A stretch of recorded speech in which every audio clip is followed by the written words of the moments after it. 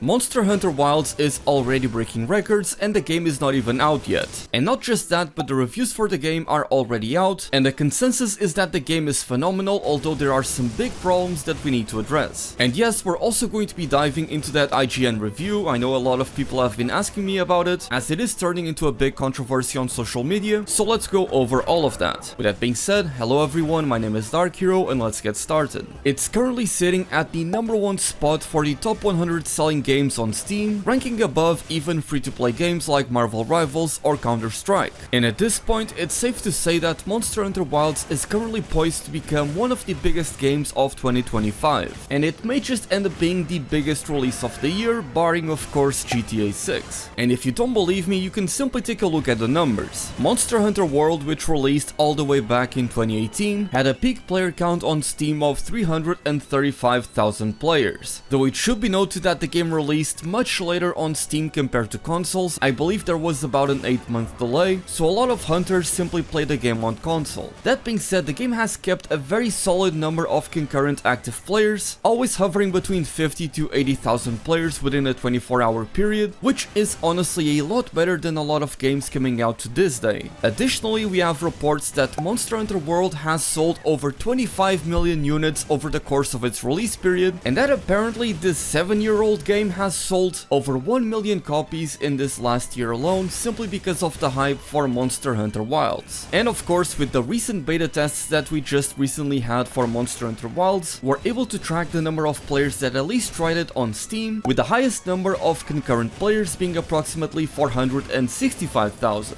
So that is a pretty big jump over the number of concurrent players that Monster Hunter World ever had. Now naturally you could play the beta test without paying anything, it was entirely free, so it is understandable that it is going to get that many players to test out the beta test, but I think that this is indicative of just how much hype there is for Monster Hunter Wilds. And in case you were worried that the game would not turn out well, that Capcom would be moving the franchise too far into one direction, moving away from the core and the essence that is the Monster Hunter franchise, then I'm happy to tell you that the game has done quite well, at least in terms of the review critics. The reviews for Monster Hunter Wilds are out. I even made one myself, which I got to play the game for well over 100 hours, so if you're curious you can check out my own review, but I want to go over some of the bigger critiques of the game and how a lot of these media journalists are perceiving the game, and I also want to briefly address the controversial IGN review. So when we take a look at the review scores from a lot of major outlets, we can see that the game is getting a lot of praise, receiving high scores across the board. On Metacritic, the game is currently sitting at a 90 out of 100, based on 75 critic reviews, with some reviewers like DualShockers or Creative Block even giving the game a 100 score. Now obviously it must be said that these review scores aren't necessarily indicative of the quality of the game. It more so depends on how the reviewer subjectively feels about the game after having played it, presumably until completion. I personally don't follow a lot of game journalists or media outlets. I more so look out for individual reviewers that after watching their videos or content for some time, I get to have an idea of what their taste in video games is like, and I get a feel for the kinds of systems, combat, and overall features that they like to see in the game. So when I get a recommendation for a narrative-driven game from SkillUp, for example, I immediately feel confident that the game is at the very least going to be good in that aspect, much like I would trust someone like Huracan whenever he covers a Souls-like or a Monster Hunter-like game, as his opinions are going to give me a good idea of how exactly I will be enjoying the game. And that's kind of how I treat these media journalists and these media outlets, although they do have an impact on the game's overall sales, as many more casual players are looking at review scores to know what games they should go for. That being said, one of the reviews in particular that I want to go over is actually from Polygon, which I do believe actually makes some good articles, but the title of this review had me very interested, as it states, Monster Hunter Wilds is so streamlined it may have lost its soul. The franchise has undergone a slow but significant shift, basically implying that the game has moved away from the roots of the franchise, which I kind of get to an extent, as they are essentially streamlining a lot of the slower aspects of the game, as in Monster Hunter Wilds there is no tracking, it's a lot easier for you to gather materials, a lot less emphasis is put on preparation, and a lot of those aspects that especially older fans of the series have come to enjoy, they're essentially being slowly taken out of the game with each different entry, and naturally if you enjoy having those core aspects of the game and now you don't have them, you're going to feel slightly disappointed by the game. I think out of the Monster Hunter community, the one reviewer that I noticed echoing a similar sentiment is actually Super Rad, which I recommend you should also check out his review, which will be linked below as well. He's always voiced his criticisms at the new generation of Monster Hunter games, both Rise and World, and how they're moving away from that slower, more immersive experience. Now me personally, I have also been playing the games for a very long time. I have been playing Monster Hunter since I was 8 years old, starting all the way back with Freedom 1, and while I do enjoy these smaller things of the game, I never really played Monster Hunter for them, and I think streamlining some of these aspects in favor of bringing more players into the franchise isn't a bad thing, because at least it doesn't ruin the experience for me. And of course you are valid for disagreeing with me here, just like the reviewer from Polygon has done, which I will leave a link to the review below the like button as well, so you can go through it yourself in case you are curious. Though I do want to hit on one particular note that they do mention towards the end of the review, and that is that even high rank hunts, tempered monsters and all felt a touch too easy. Quote, and as I clocked out at around 60 hours or so, having soloed the main scenario and all of the endgame content, I walked away feeling unsatisfied. End quote. I briefly touched on difficulty in my own review, and that is a topic that has gained a lot of traction in social media, as a lot of other reviewers have been calling out the game as being easy. Now I don't want to delve too deep into this, because I don't necessarily think that it's bad that the game is easy in any way, and as I explained in my own review, the only thing I would personally like is for some monsters to have a little bit more HP, because sometimes it can feel like the hunts go by too quickly, but that's about it. Ultimately, it is a very fun and rewarding experience for me, so I don't see the game feeling easy as a big problem. And of course, it's important to note that these reviews are all coming from Monster Hunter players, at least the majority of them, which means that we have put hundreds of hours into the series already, and as a result the games are consequentially going to feel easier. Though I do want to stress that because of you having so many defensive options, as well as being able to apply wounds very easily and them making the monsters unable to react to you, you essentially have a lot of ways to defeat monsters very easily. And that of course leads me to the IGN review that has been very controversial. I've been seeing this posted everywhere online, as they also go in on the fact that the game is a little bit easier, that they expected more content out of it, and gave the game an 8 out of 10. Now one thing in particular that I especially dislike about this review is the fact that they seem to put a big focus, or at least a bigger focus than I expected, on how long it took them to reach the credits on the game. But of course when you get to the credits you still have a lot more gameplay to go through, and the reviewer has actually done it, but the game is made in a way so that everything up until you reach the credits is essentially the tutorial, that is the low rank experience. Now I feel like a lot of the weight of the review is being put in that initial part of the playthrough, and with Monster Hunter being a game that you play for hundreds and hundreds of hours, it feels a bit silly to put so much emphasis on that part of the game. The reviewer also doesn't seem to be satisfied with the way decorations are implemented, which in my opinion is the very best way we've had them. It's essentially the same system from World, although now you have the decorations being split between weapons and armor, which I think makes for much more interesting builds, but the difference here is that you can sometimes get investigations which award you with up to 20 decorations in one go, which is pretty insane. So as a result you can end up farming a lot of them very quickly, and it doesn't feel like a chore because there's a good variety of monsters that you end up fighting in the endgame. Still, I don't think that an 8 out of 10 is a bad score by itself, but the review itself feels somewhat off base. As I said, I would personally give Wilds a 10 out of 10, even though I do have quite a few issues with the game, and that's something that I want to talk about. A couple of things that I didn't get to mention in my own review, as there was honestly a lot to talk about. A couple of features that are missing in this game that have been in previous titles are, for example, the gathering hub or player housing, so you can have a place where you can put your endemic life that you spend a lot of time gathering. That is unfortunately not in Wilds. That is not a big deal for me personally, but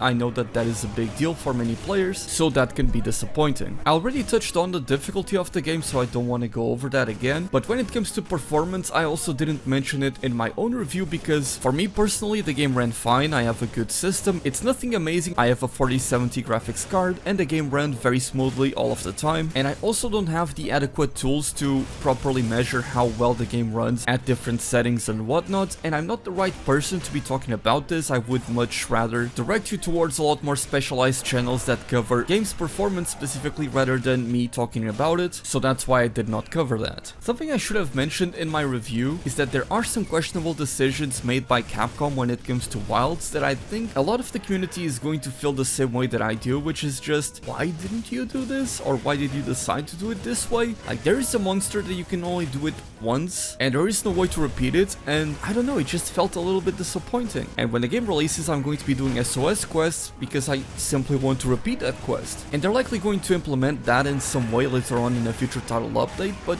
I don't know, it just felt weird that they went with that. It's also weird the fact that we have scout flies here in Wilds, because they were such a big part of Monster Hunter World, and there was a whole explanation as to why we used scout flies in World, and of course in Rise you had the Cahoots, and now in Wilds the scout flies returned and there's no explanation given at all for that, which, I don't know, it just feels a bit weird. That said, I don't feel like any of these talking points are that big of a deal, and again, I would still give the game a 10 out of 10. I just find some of these decisions curious to say the least. It's also funny that the very same date that the Monster Hunter Wilds reviews came out is the day that Dauntless announces that they are shutting down. And that takes us back to talking about Capcom and how they are pretty much just dominating the competition. Because Capcom is not just doing well, they're doing fantastic, their stock prices keep going up, whereas other AAA companies are having layoffs after layoffs. But Capcom, they're hiring more people. I feel like ever since Resident Evil 7 came out, Capcom has been in this resurgence phase, and I think that now we are in a big golden age for Capcom, as we have gotten titles like Street Fighter 6, Monster Hunter World, the Resident Evil remakes, Dragon's Dogma 2, and of course Monster Hunter Rise and now Wilds. All of these games have been a huge success, and the ones that I played, which are the Monster Hunter titles, as well as Dragon's Dogma 2, have all been phenomenal, though I have not shied away from criticizing the downsides of each of those games. And it seems that the secret formula for Capcom being so successful with all of these games is very simple. Just make good games that people will enjoy. And that leads me to think that Monster Hunter Wilds might just be the biggest Monster Hunter title, and consequently Capcom's biggest game of all time. I'm very interested in seeing how all of this turns out. The game releases on the 28th, and on screen right now you'll be able to see the time zones for which you'll be able to play the game, and if you want to preload Monster Hunter Wilds you'll be able to do so 48 hours before you get to play the game. I'm very much looking forward to seeing how everyone feels about the game, as there is quite a conversation on social media about the reviews, and me of course being a guide maker and a reviewer, there is always a lot that I have to say about the game, but I want to know what the rest of all of you want to say about it, because hopefully you'll enjoy it as much as I did, and we'll be able to hunt together for hundreds and hundreds of hours. Wilds is just around the corner, and if you want to see more videos about it, then please subscribe to the channel. With that being said, my name is Dark Hero, thank you all so much for watching, and as always,